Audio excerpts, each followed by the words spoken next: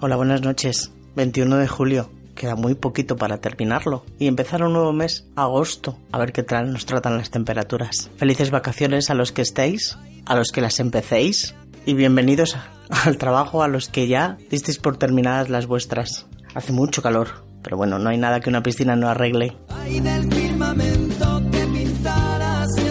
Bienvenidos a un nuevo capítulo en los mitos de Nuwa. Agradecerle cada semana a Ladina Producciones que esto se haga posible y que me permita ocupar su espacio y su tiempo para que todo esto esté arreglado y suene perfecto. En el nuevo capítulo de hoy vamos a hablar de extravagancias y locuras y nos va a acompañar la música de la Caja de Pandora. Luego os diré el título de la canción.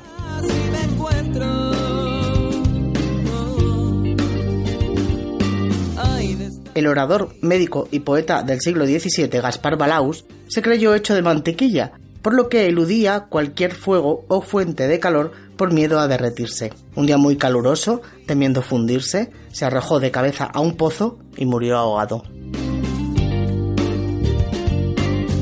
La reina Cristina de Suecia, que nació en 1626 y murió en 1689, odiaba tanto a las pulgas que mandó construir un cañón en miniatura de menos de 15 centímetros de longitud, armándolo con diminutas balas. Con él disparaba in misericorde a cuantas pulgas viese allá donde estuviera. En la actualidad este cañón enano se guarda en el Arsenal de Estocolmo. El físico-químico inglés Henry Cavendish, que nació en 1731 y murió en 1810, a falta de otros instrumentos, medía la potencia de las corrientes eléctricas de forma directa, calculando por el dolor que le producían. No obstante, vivió hasta los 80 años. Este gran científico, poseedor por herencia de una de las mayores fortunas de su época, era extremadamente tímido, tal vez a causa de un ligero tartamudeo, y rehuía siempre que podía cualquier conversación o encuentro, sobre todo si se trataba de mujeres. Hasta tal punto llegaba esto que incluso prefería comunicarse con su servidumbre por medio de notas. Y ya en el colmo, se asegura que si llegaba a cruzarse en su camino con una sirvienta, ésta era inmediatamente despedida. Para poder mantener su aislamiento, hizo construir en su casa una entrada a su exclusiva disposición.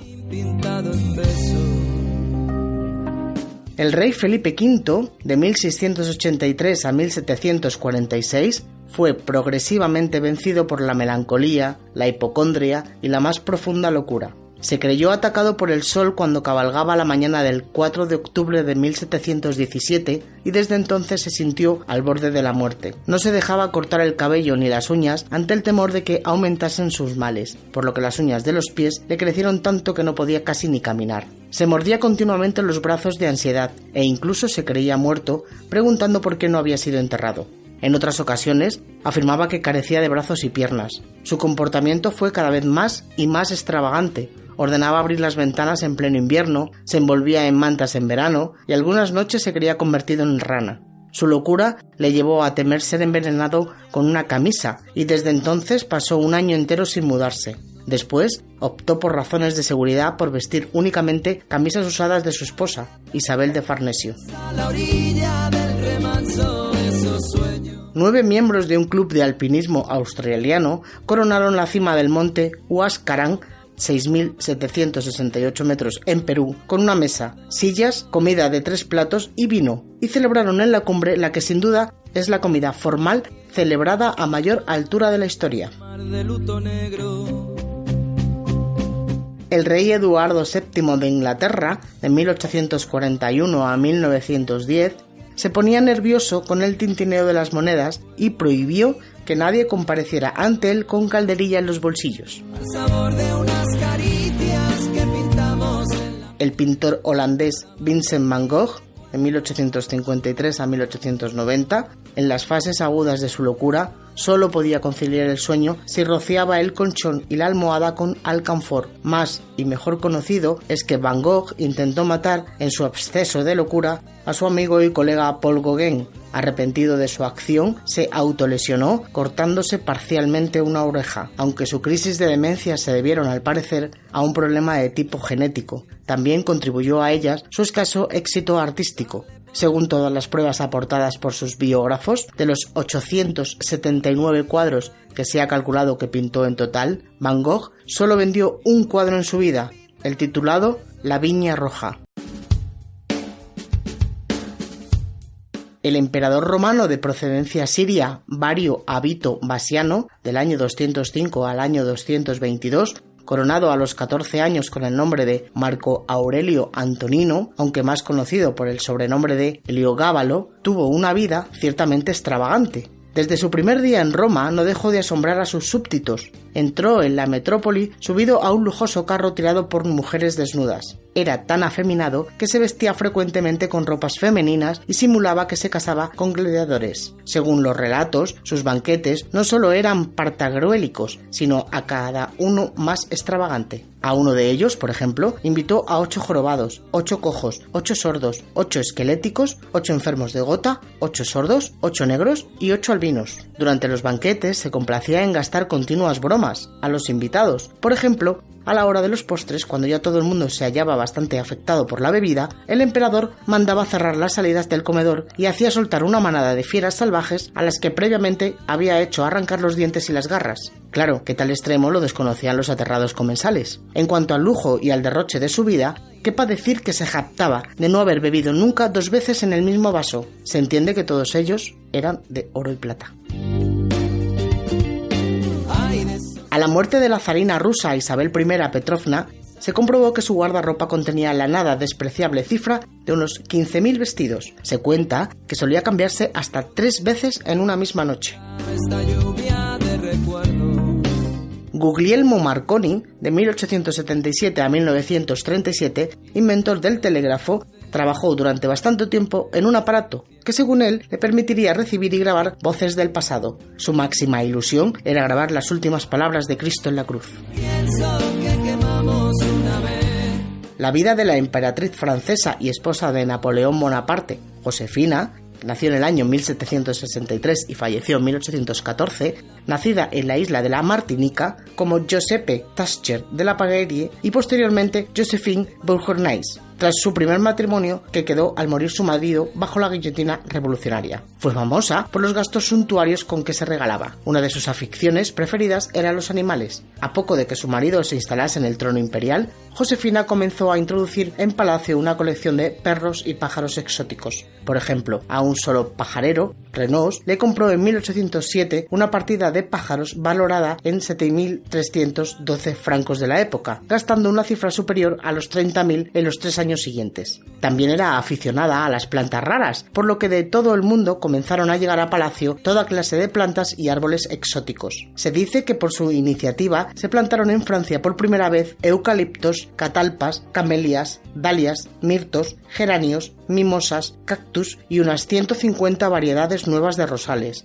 Pero su gran placer y su mayor gasto eran los vestidos. Por ejemplo, en un solo año compró 20 chales de cachemira, 73 corsés, 70 pares de medias de seda, 780 guantes, 520 zapatos y en 1809 tenía en su guardarropa 676 vestidos nuevos, 252 sombreros y multitud de cintas, flores de tela, plumas, tules y otros adornos y complementos.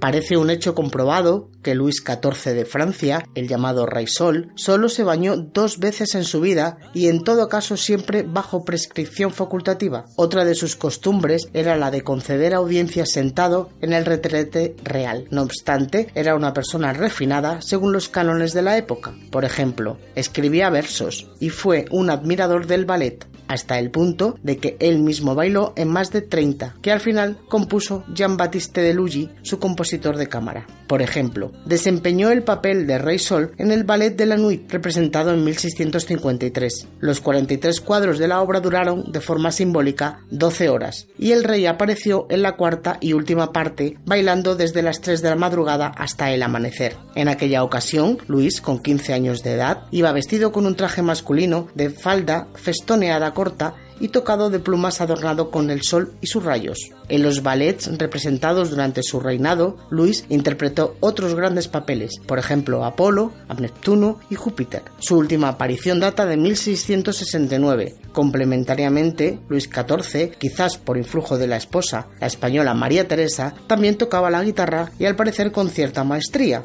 tras ser instruido por profesores españoles como Roberto de Viseo, que compuso para su alumno algunas piezas publicadas en 1686.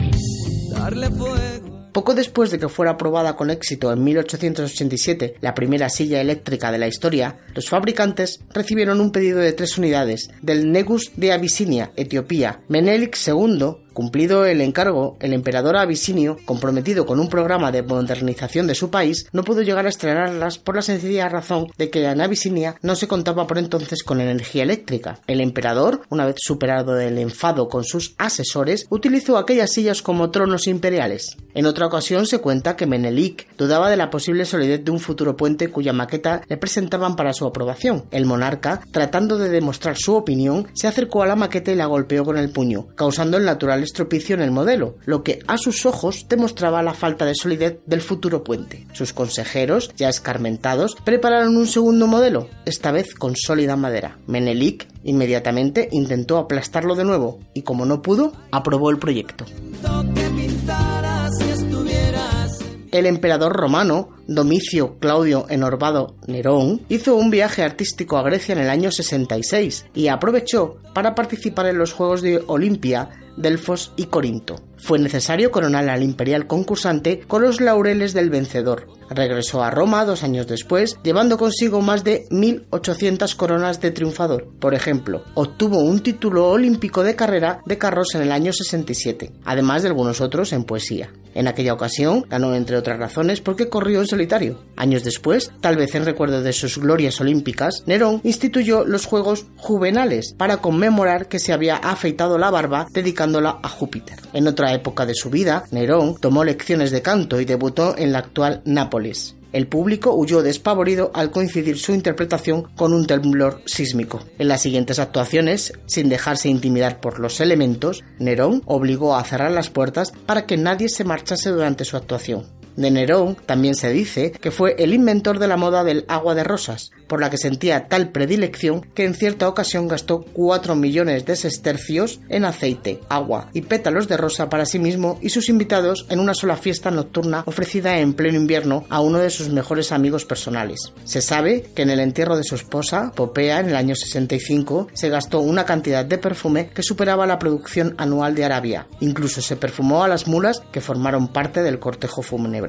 4 millones de sestercios equivalen aproximadamente a unos 20 millones de las pesetas antiguas. Pero si la vida del emperador Nerón estuvo llena de excentricidades, no le fue mucho a la zaga la de su esposa, la mencionada Popea Sabina, de quien, por ejemplo, las crónicas históricas cuentan que no se separaba nunca de su bañera de plata ni de las 500 asnas que suministraban la leche necesaria para sus baños, con lo que pretendía mantener la famosa blancura de su piel. Popea, por cierto, murió a consecuencia de un puntapié de su cruel marido que complicó fatalmente su embarazo.